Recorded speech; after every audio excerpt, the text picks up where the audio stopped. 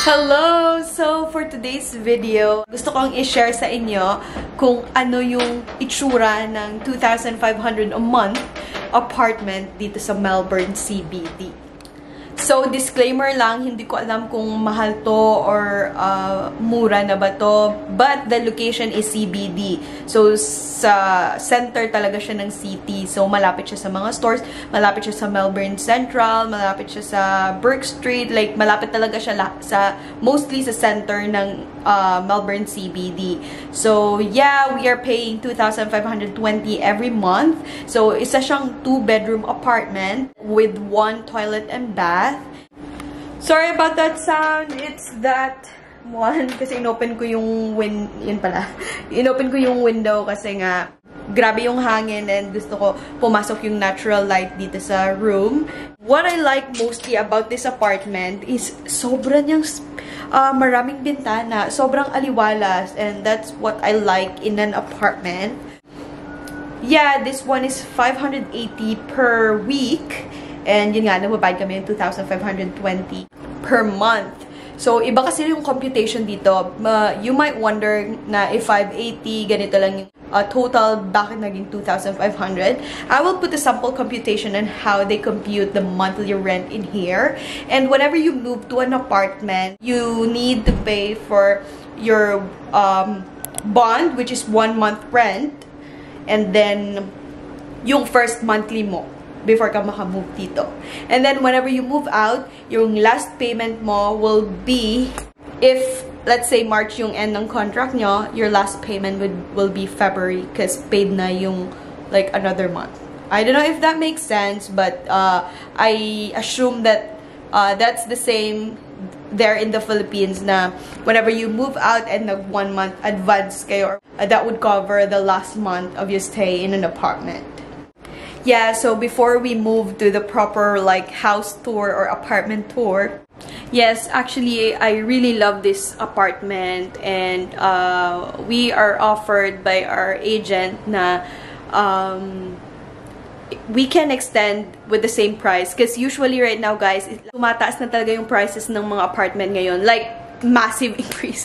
Luckily here, sabi ng owner is because we maintain the place naman daw, they are okay to give us the same rate of this apartment if we want to extend.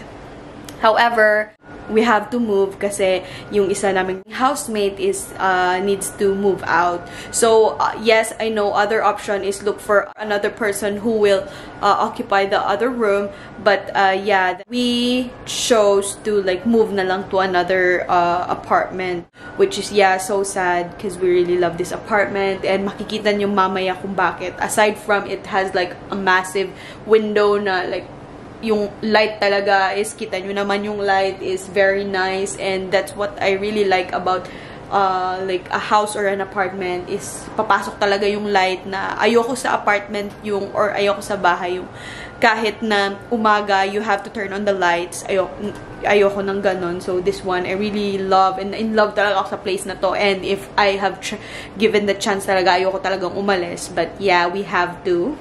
Yeah, I think this one is good enough. Though wala siyang like kasi mostly apartment dito. I'm not sure the price range of that one with amenities. Pero yeah, I have friends that are paying like let's say 2,700 per month, and then their apartment has already gym and pool amenities. Pero dito kasi wala. Pero that's okay. But yeah, some of the apartments has like that facilities and meron pa nga silang front desk na parang concierge na like hotel. It's really nice. But yeah, dito sa apartment na to is wala silang ganon. Pero yun yung price. So yes, I don't want to keep you waiting. So let's go. Let's see why we love this apartment so much. So when you enter, yeah, natakot ako kasi baka malak ako sa labas. Alright. So, this is the entrance. And then, here, of course, tell me you're a Filipino or tell me you're an Asian without telling me you're an Asian. Yeah, nilagay namin yung mga shoes namin dyan. And hindi na kami bumili ng like stand kasi dyan na yan. And then, yeah, when you enter, we have like a whole body mirror. Aray. Or na meron siyang ganon kasi sometimes you can put it like at the back of your door. And then here, sorry, this kind of mess because like we're slightly packing na, so like some of it is like kind of mess. So this is the first room. See, look at that light. So yeah, this is the first room. Dito yung room namin, and yeah, massive window which we really like. And yeah, there is like a cabinet which is lahat ng mirror na yan is like a cabinet which hindi ko na siya papakita sa inyo because it's kind of mess. So meron lang kami ditong electric fan kasi nga it's summer. Look at that, super mainit sa labas, and sometimes if it's like after lunch or like around 2 p.m, 3 p.m, super hot. Kaya kailangan namin ng electric fan kasi Filipino tayo. And then this one, yeah, medyo mess na siya kasi nga we're like slightly packing. Yeah, so there you go. So yeah, there you go. This is the hallway. And this one is our toilet. So nilagyan namin ng occupied and vacant dyan. Kasi nga, before we discovered this lock. This one is very helpful. I ordered this in Shein. But this, because yun nga lang, I'm not sure why, but yung toilet is wala siyang lock sa loob. So kasi nga we have like a housemate, so we really need like na may lock dapat yung toilet, kaya ginawa namin ng paraanan, nilagyan namin ng occupied and vacant. Yun. And yeah, tell me you're a Filipino without telling me you're a Filipino. It's kind of mess, but yeah, this is the toilet, and that is the toilet, and we have like a bath with shower and bathtub, but we don't usually use this bathtub. Sorry about that mess. We don't usually use the bathtub, so dyan kami sa shower. And yeah, good thing about this apartment, because it comes with laundry na. Because right now, but mostly of the apartment ngayon, na-notice namin na wala silang like laundry sa included. So yeah, good thing this apartment is meron siyang laundry and dryer. Papakita ko sa inyo. So yeah, oh my gosh, mess, sorry. So this one laundry, and that would be the dryer. So it's a big help to have this kasi ang mahal din naman kasi mag laundry, diba? So yes, we have printer because you know we have student. This is really a mess pa right now because yeah, kumain din kami earlier. So yeah, it comes with a fridge na. That's the thing that we like about this apartment. Kasi meron na siyang fridge, and meron na siyang laundry. Kasi yun yung mga essential, and then kitchen. Yun yung mga essential sa mga apartment for us. So yeah, meron na siyang fridge, and yeah, mga lutuan. And that one, a microwave is included as well. But all of this is ours. So yan yung mga lutuan and everything. And it comes with a lot of, hindi ko na siya papakita kasi nga it's kind of mess, but it comes with a lot of storage, and up there storage as well, so it's really nice. Sorry makalat. But yeah, look at this window. Yeah, massive window, right? And natural light, so it's really really nice and perfect for us. And this area, actually, hindi na kami living room kasi nga, like, we really don't need living room at the moment. So, meron na kaming table dyan. Like, sorry about the mess, sorry. Wala na kaming living room. We have just the table.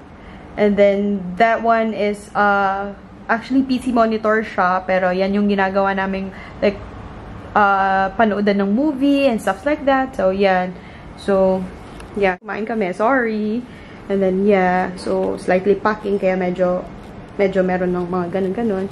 But, yeah, dyan lang kami nanunood, and we don't have living room. Because, yeah, it's so hard to buy couch pa, and stuff like that, and then you have to move after. So, yeah.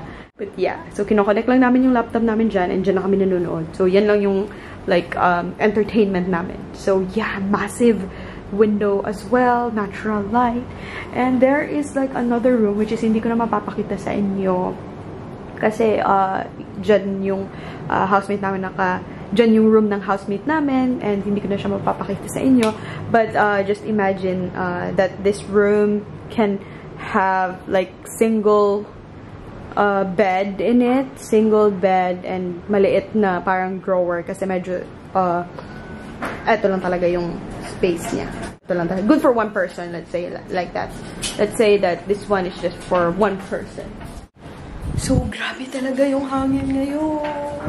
So, yeah, that's what I like about this apartment. It's too spacious for us. And, yeah, yung balcony pala, nakalimutan ko ipakita sa inyo. Pero papakita sa inyo.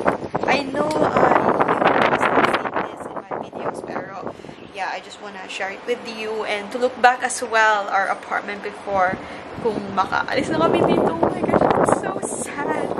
But, yeah, let me show it to you. So yeah, you can open that one. And this one is just a small apartment. There's a window in our kitchen. Yeah. Balcony with it. View.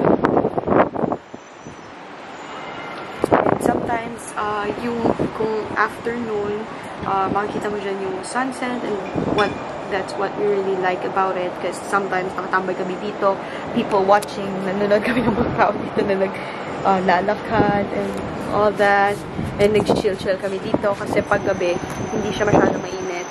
So yeah, that is the view. And the other one we also have here. So this one is longer siya na. That one is our aircon. And yeah, it comes with aircon pala. Yeah, aircon and heater. And that's our vacuum, but it comes with heater and aircon, so not bad. I love it. So yes, this one is our long balcony, pero hindi kami masyadong tumatambay dito, mostly dun talaga sa harap. Pero yeah, ito yung view niya, like some part of that view as well. Yeah. So ayun, so nakita niyo naman. So, tell me kung hindi kayo may in love sa place na to. It's so nice. Tin, prefer na mag-move out compare sa maghanap ng mga, ng other person to stay in that room. It's not just so sad, it's so hard as well. Because imagine we have to move everything again. So, just to let you know as well, everything, the bed, and yeah, it's not included. This one is unfurnished. Yung included lang, yung nag-move kami dito is just the laundry, the washing, and the dryer, and then the fridge and the microwave. And then the aircon, and then the heater, and then what else? Yeah, yun lang yung laman ng apartment na to. So this bed, we really have to move this. And this bed is really heavy. This is made of hardwood and we have to move it. So I don't know how can we move this, pero we will get there and I will share it with you to give you an idea as well. My tip for you, if you move here and example you're an international student and you're staying in a temporary house, like for us naka-apartment kami, my tip for you is don't buy much things, most especially beds and stuff like that, and opt nyo na lang yung apartment na meron ng included na bed, so it's not hard for you to move out na, like kung mag-move out kayo, things nyo lang talaga yung dala nyo and then you're good to go. Kasi sa amin, we really have to buy because before in our previous apartment, which is hindi ko na yun na videohan, it's kind of small lang. And the room that was given to us is really, really small. Kaya we decided to buy. Actually, this bed na nakita nyo is a bunk bed. Because our previous apartment, the room that was like given to us is really, really small. As in, sobrang small. So, Tin bought a bunk bed because he wants us to like stay in the lower part and our things in the upper part of the bunk bed. Kasi nga, super small yung space. Wala na kami paglagyan ng mga gamit namin, maleta and everything. Like, ganon ka-small. Like, I can't imagine kung gaano ka-small. So, that's why na bumili siya ng bunk bed. Kasi nga, ang hirap na maliit yung space and then meron ka mga maleta. How would you open your maleta? And we don't even have like space to open our maleta. Our hallway is really small in there. Like wala ka talagang space. Sobrang ano talaga siya. Sobrang crowded. Maliit talaga siya. So yun, kaya kami nag-bunk bed. And then, yeah, this one is hardwood kasi, I don't know, hindi pa siya nag-idea ng mga IKEA before and stuff like that. So, he needs to buy this, like, I don't know where. But it's really hardwood and it's really heavy when you, like, disassemble it. But good thing you can disassemble everything here. So, but still, yung mga, tawag nito, yung mga, like, parts nito is kinda heavy. So, yun. So, tip for you, don't buy anything like na mahirapan kayo mag-move. Kasi like, most especially if wala kang kakilala dito or you have to live by yourself in an apartment and stuff like that. I think na piliin nyo na muna yung furnished na apartment that comes with a bed kasi hindi nyo alam kung saan kayo mapapermanente. So, para maging easy sa inyo mag-move, don't buy any like big stuff. Actually, marami akong gustong bilhin for the kitchen and everything. Pero hindi ko na siya muna binili hanggat hindi kami naka like let's say semi-permanent house na like we will stay for another like 2 to 3 years. Ayoko munang bumili kasi nga after mag-move kayo, ikaw din yung maghahakot ng lahat ng yan. Pero, in case naman talaga na wala na kayong choice at kailangan nyo talaga bumili, there are options as well. Yung mga hindi siguro muna mabibigat. Kasi ito talaga hardwood talaga to. Hardwood talaga. So, sobrang heavy niya. Pero, yeah, you have options as well to choose sa mga hindi masyadong ganong kabigat. Or, yeah, depends on you. Otherwise, if kailangan nyo talagang bumili ng mga like semi-permanent things in here, there is option na mover, something that you will rent a truck to move your things that comes with 2-person, I think, to help you as well.